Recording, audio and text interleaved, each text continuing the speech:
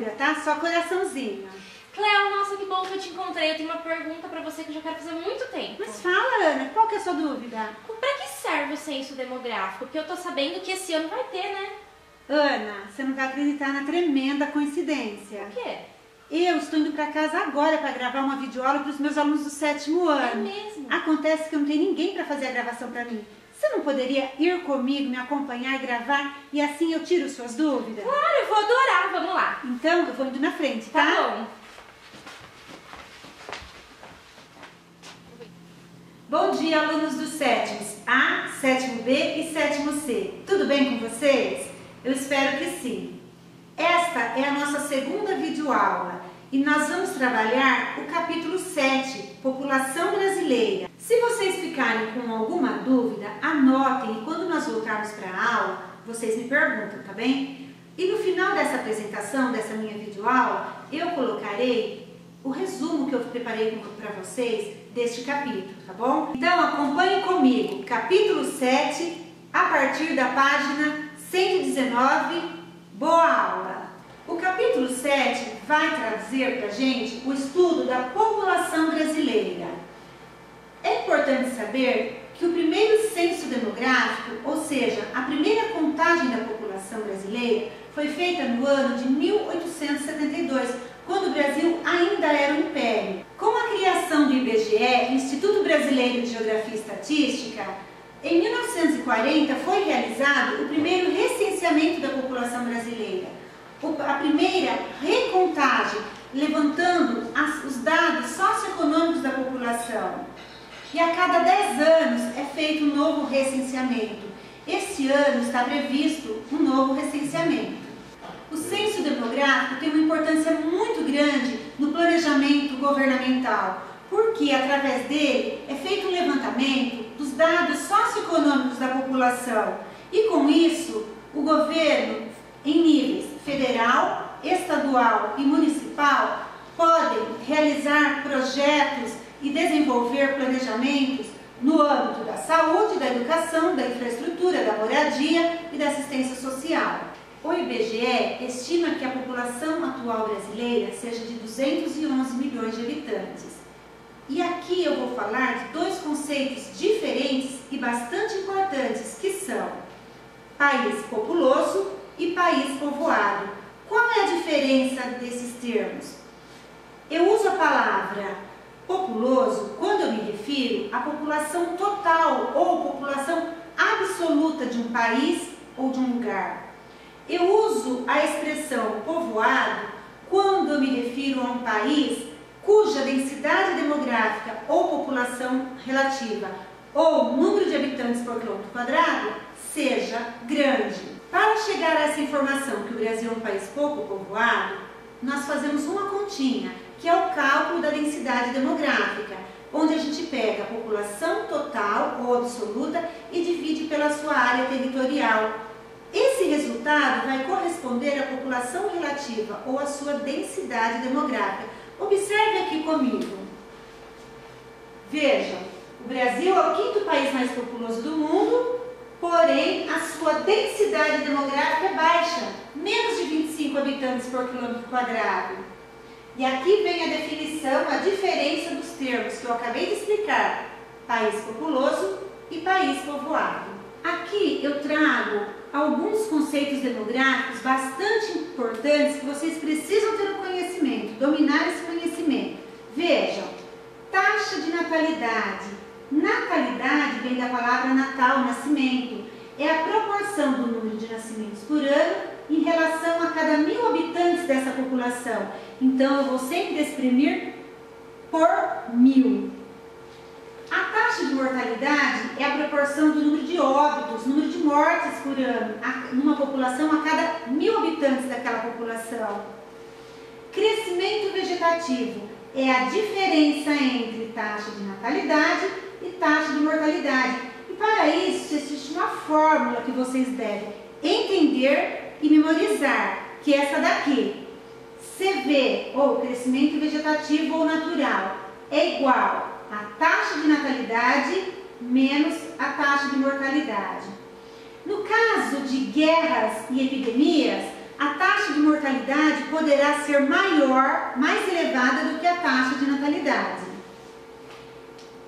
Expectativa de vida ou esperança de vida ao nascer é a média de vida, de anos que uma pessoa viverá ou que uma população de um local viverá, dependendo do lugar onde vive, de acordo com as condições socioeconômicas daquele local. Como assim?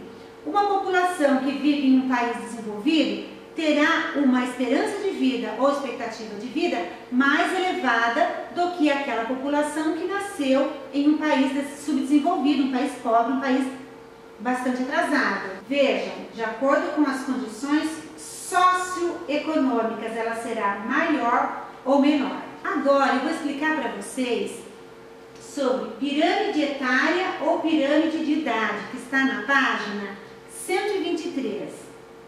Pirâmide etária é um gráfico onde coloca a população dividida por idade e sexo, homens, mulheres. E aí essa divisão, e essa pirâmide, ela é dividida em três partes: base, corpo e ápice.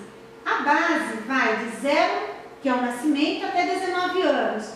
Mostra como é a taxa de natalidade daquele país. Ou seja, existe planejamento familiar? Existe controle de natalidade? Quando existe, a base é estreita. Quando não existe, a base é larga. Em segundo lugar, vem o corpo da pirâmide, que vai dos 20 aos 59 anos. Vai mostrar, é essa parcela, é nessa idade que se concentra a PEA, População Economicamente Ativa, que é aquela população que trabalha e tem renda. Por isso, essa parcela é muito importante, que é basicamente ela quem sustenta o país. Finalmente, temos o ápice, que é o topo da pirâmide, acima dos 60 anos. Esse ápice, o topo, indica a população idosa de um país. Ou seja, existe grande concentração de pessoas idosas naquele país ou não? É uma pirâmide que vai afunilando, afunilando e no topo é muito pequeno e muito estreito. Quer dizer, os idosos vão morrendo, morrendo e a sobrevida é muito curta. Então, e aqui então nós vamos comparar duas pirâmides, de um país da África, de um país da Europa, não importa qual. Uma pirâmide de um país africano normalmente tem a base bastante larga e vocês vejam que o corpo vai afunilando e o topo é bem estreito. Bem diferente dessa pirâmide ao lado de um país europeu, onde a base é estreita porque existe controle de natalidade, existe planejamento familiar, o corpo é bastante largo, muita gente fazendo parte da população economicamente ativa, e o ápice, o topo, é bem mais largo que de um país pobre e subdesenvolvido. Então, só de olhar nós já percebemos que a primeira pirâmide é de um país subdesenvolvido, bastante pobre, e a segunda é de um país desenvolvido, um país rico. Quando nós estudamos sobre o crescimento da taxa de natalidade ou a redução das taxas de natalidade, uma coisa já vem em nossa mente, que é o planejamento familiar. Planejamento familiar consiste em quê? Consiste na escolha, na decisão própria do casal, quantos filhos eles querem ter, em que momento eles querem ter esses filhos. E para isso, cada um é livre para fazer uma escolha de vida. E dentro dessa escolha de vida, cada casal também poderá escolher qual método contraceptivo acha melhor. É de escolha de cada um. Mas é importante refletir por quê? Por que faz bem para a população esse planejamento familiar? Vejam, conversar, refletir e planejar o momento certo e o número de filhos que se deseja ter, adotando o método contraceptivo. E aqui eu trago várias ilustrações de um casal feliz e planejando, pensando, quando ter um filho? Quando ter um filho? Quantos filhos? Mãos protegendo uma família. O planejamento familiar. Qual escolha que se faz para planejar quando ter um filho ou quantos filhos vamos ter? Casal, pensando lá na cegonha, né, na chegada de um novo filhinho. Aqui, toda família merece uma casa, toda família merece um lar seguro, tá? E o casal imaginando um bebezinho, um carrinho de bebê, um bebezinho, né? Planejando o momento da chegada desse filho tão amado. E finalmente aqui uma família feliz, composta por adultos, composta por crianças e também até animaizinhos de estimação. Fazendo aquela imagem, aquele quadro, né? De uma família feliz, uma família que se ama, uma família que se respeita, onde o filho tenha acesso à saúde, à educação, à alimentação, a cuidado de pai e mãe, a educação, que não basta colocar no mundo, né? Colocar comida, tem que cuidar, tem que educar. Na página 120 traz um texto bastante interessante.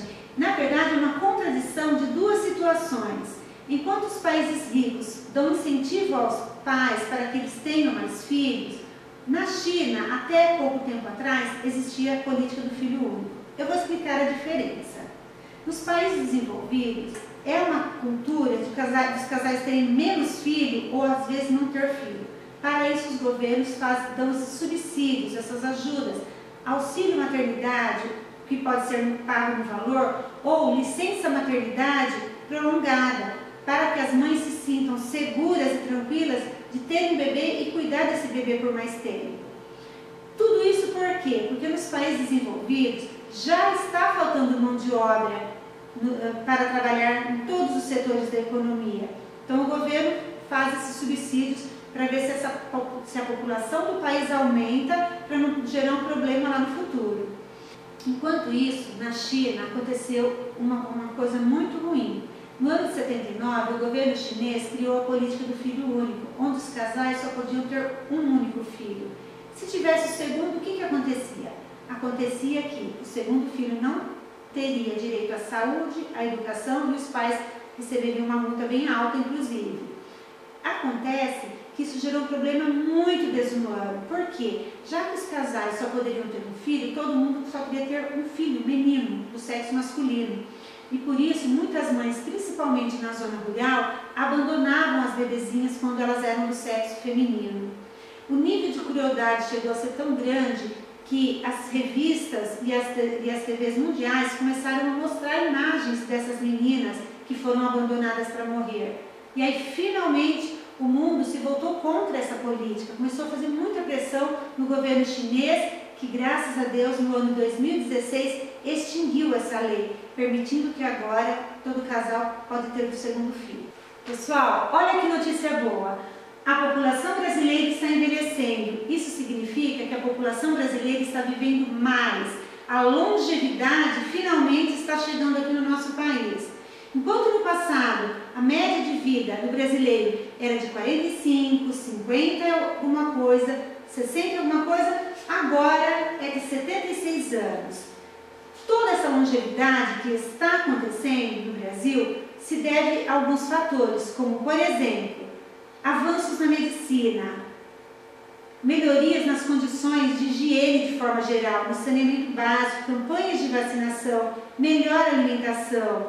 As famílias estão cada vez mais conscientes da importância do valor da manutenção da saúde desse idoso, desse membro tão querido da família, né? Mas essa notícia é tão boa, que a população brasileira está vivendo mais, que está existindo uma longevidade maior na nossa população, isso também traz uma grande preocupação por parte do governo. Por quê? Isso significa que durante um tempo maior as pessoas terão direito à aposentadoria.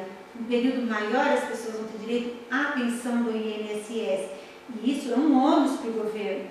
E essa questão está sendo aí resolvida aos poucos. Mas a sociedade civil como um todo precisa também trazer para junto de si a sua responsabilidade. Como? Cuidando melhor dos seus idosos. Cada família precisa se preocupar e cuidar da saúde desse idoso. Não somente prover o alimento, colocar ali o remédio, mas preencher a vida desse idoso com cuidado, com atenção, com amor, com carinho, porque eles têm direito, eles já trabalharam muito, eles já fizeram por merecer, porque como eu encerro aqui esse resuminho, olha o que eu coloco, nossos idosos merecem uma qualidade de vida digna, melhor, eles já trabalharam muito, eles fizeram muito por nós, os nossos avós, os nossos bisavós já trabalharam muito e já deram tanto de amor e de atenção e de cuidado para os seus filhos e para os netos. Então eles merecem toda essa atenção, não só por parte do governo, mas por parte de toda a sociedade. Pessoal, então é isso. Eu espero que vocês tenham entendido, que vocês tenham gostado dessa aula e lembrem-se, qualquer dúvida anota para me perguntar depois. E eu gostaria que vocês fizessem em casa os exercícios conceituais das páginas 124 e 125. Logo mais eu posto as respostas para correção, tá bom? Muito obrigada pela atenção. Tchau, fiquem com Deus.